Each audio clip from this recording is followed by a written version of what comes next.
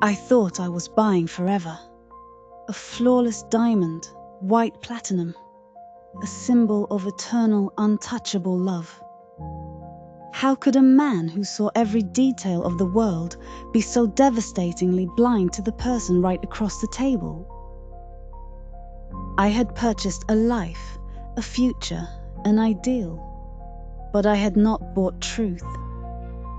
Her smile was a mask, too bright, too eager for the lie to be complete. As I spoke of permanence, of our life together, the cold reality struck. A thin, tangled lock of brown hair, a detail easily missed, but the crack that shattered my entire world. A silent, shameful secret breathing beneath her feet. It was the crushing weight of betrayal. I didn't need to speak to the figure huddled there. I didn't need to ask Hera for the truth. In that instant, the diamond became worthless. It wasn't the theft of the ring that hurt.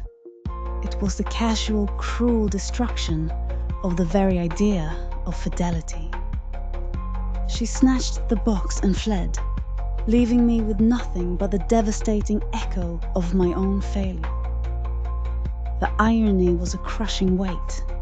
I was surrounded by wealth, yet utterly empty. I sat, staring at the vacant space on my hand where a promise should have been. And then the girl appeared. Ellara. Her clothes were ruin. Her eyes held a terrible, quiet dignity. She produced a ring, not my platinum lie, but a delicate, simple silver band. She held it out as an offering of atonement. She told me she saw my pain, and she wanted to replace the hope Hera had extinguished. And the cost? Her mother's locket, the only thing she had left of the person who had ever loved her unconditionally. The small golden heart still carried a faded photograph and the warmth of memories long gone.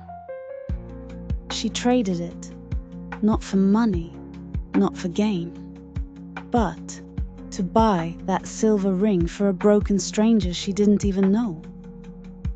The diamond was a lie, cold and hard, but this simple band, bought with a piece of her past, with sacrifice and selfless compassion, was the first real true thing I had touched in years.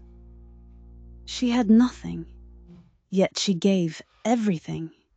She didn't buy me an accessory.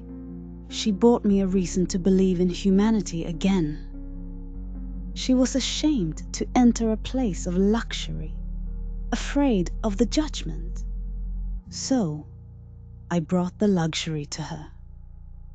We sat on that park bench, her fortress, and we created our own world, a bubble where her value was determined by her heart, not her address. But the past is a debt that always returns. Hera swept back, venomous and cruel, determined to destroy what little comfort we had found. And then, the true confession. Ellara was not just a victim, but a desperate accomplice, paid by Hera to play the thief, to secure the deceit. My heart sank, a new sting of betrayal. But as I looked at her, at the raw, agonizing honesty tearing through her face, I saw desperation, not malice. I saw a person dying to change. I told her the truth that separated them. Hera was driven by greed, but Ellara was driven by hunger. There is a world of difference. Her sacrifice, that silver ring, had bought her something more valuable than any meal. It bought her the chance for a new path. And for me, it bought the ultimate clarity. I placed that simple, honest band on her finger. I had been searching for love in vaults and grand proposals. I found it on a park bench, in a heart that had nothing left to lose, yet found the courage to give. I left my old life behind to save hers. What felt like chaos was my world finally set right. I'd go to the end of the world with her, and her smile said we already had.